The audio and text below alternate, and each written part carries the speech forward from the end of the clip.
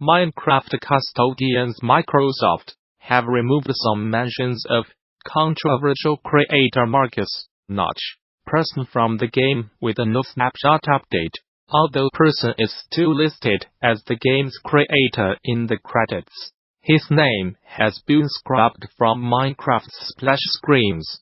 Before now, when players loaded up the game, they debut met with the main menu show below that would display random messages including "made by Notch" and "the work of Notch" in yellow, as spotted on the Minecraft wiki and confirmed by Twitter user TheCrapitLog. Those messages will no longer appear in the Java versions of the game, and could soon be removed from the console editions, according to a tweet from developer FJ Studios. In all honesty, it feels like the move has been a long time coming. Microsoft purchased Minecraft and developer Mojang from person for $2.5 billion back in 2014. And in the years since he's become a divisive figure, who seems to spend his time dreaming up ways to offend people.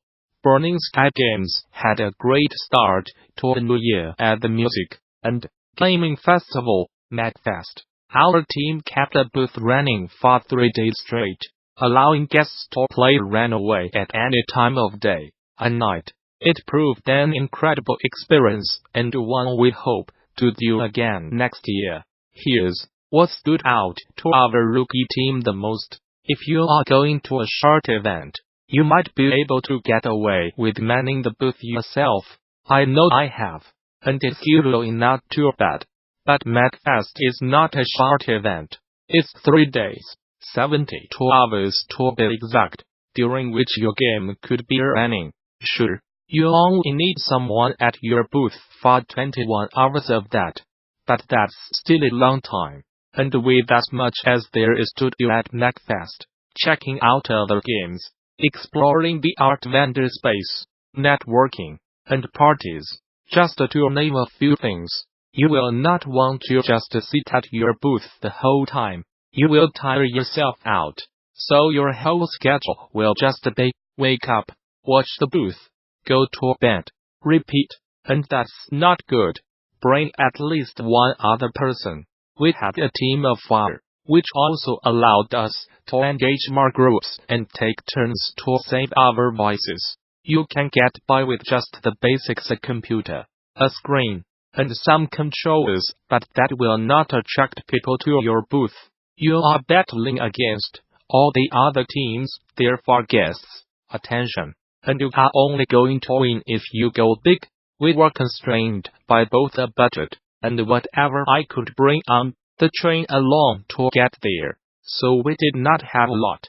But we still brought a tablecloth, a couple of standing vinyl banners, a 23-inch monitor, desktop speakers, and a bunch of postcards and business cards. We kept things rather simple, not having the capacity for extra chairs, much less a couch. But once we got there, we picked up some markers, sticky notes, and a board to create a makeshift graffiti wall. Just as a little something to set ourselves apart and give the guests a way to engage with us and our game. This gave our booth more verticality and brighter colors too. We now have some great goals to increase our booth presence, such as a nice start screen for the game with an attract loop, and a second machine running the game, so that more people could play at once. They give you the option, so you should use it, and believe me, the guests will too. It can be scary since you are leaving all your equipment unattended, so just make sure to take proper precautions. We bought 2 Kensington locks to secure our laptop and monitor. If you are unsure whether your device is compatible, just click left in the instruction manual for Kensington Security lock. You can usually also find mention of it on the product's website, under features or specifications. We also bought some cable traps, but it turns out the Kensington locks would not fit through, so we did not get to use them. We'd also like to use wireless controllers, when possible. But this time we chose some Amazon Basic X1 wired controllers. They are cheap, so you can get a lot. They do not have to be charged, and Windows supports them right out of the box. Not to mention, they are not nice enough to be worth stealing. Just make sure that, when you lock down your computer, you also disable the shortcut to open the Windows 10X app by pressing the X button. Someone did that overnight at our booth, preventing people from playing the game, until I discovered it the next morning. We also did a bunch of things to make sure no one could tamper with the computer itself, like disabling the keyboard and mouse input. We used Blue Life key phrase for this, and it worked perfectly. I found this batch script online that ensured Runaway would open again if it crashed. I put a shortcut to that end key phrase in the startup folder of an non-admin user account. When I logged into that account, it would automatically launch Runaway and lock down the keyboard. Then all I had to do to update the game was re-enable the keyboard, sign out and into my admin account, and copy over the game's files, sign back into the demo user, and we are good to go again. We left a piece of paper around each night labeled "Bug reports suggestions," and that also came in handy. We got plenty of feedback and a couple of leads for hunting down bugs. Special shout out to one person who not only wrote that they clipped through the wall, but even drew a picture and detailed each setting they had. If that does not make you want to fix the bug, then I do not know what will. And for the record, we are using Unity for Runaway, not GameMaker. The first day of the festival was the most rough, because just about anything that could break found a way to.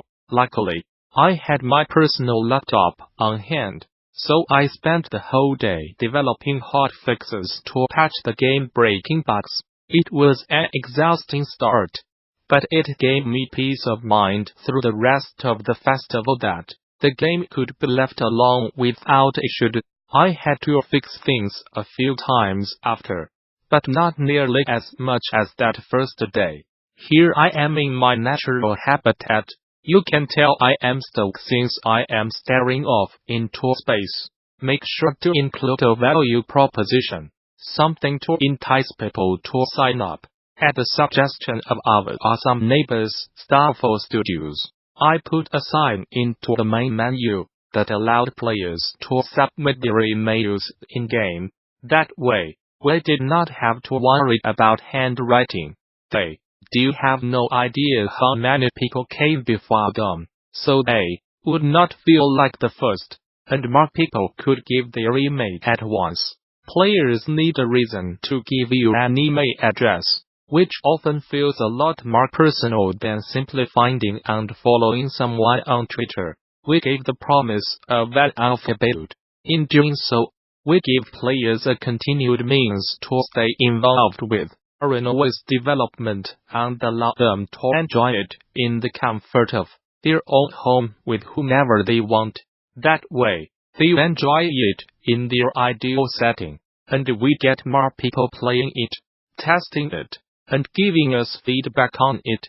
Speaking of, make sure you sign up for our mailing list if you do like to be among the first to get access to that alphabet. We are shooting for the end of January, beginning of February, so sign up now at the bottom of this page, and keep an eye out for that email. All we need is your email address, which we promise will not be shared with anyone else. Insights into which modes are chosen most, how long players spend on each level, and many other things can shape how you view your game and tell you a lot about what parts matter most to your players. Not to mention, they are handy for knowing how many people play your game at different times of day.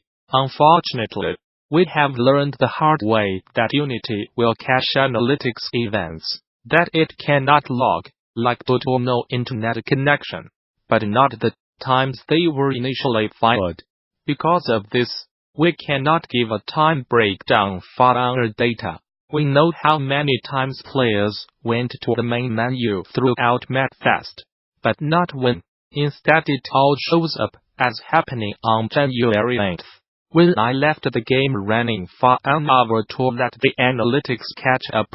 I'd like to take a moment to give a special mention to some of the people we talked to at MapFest. Unfortunately,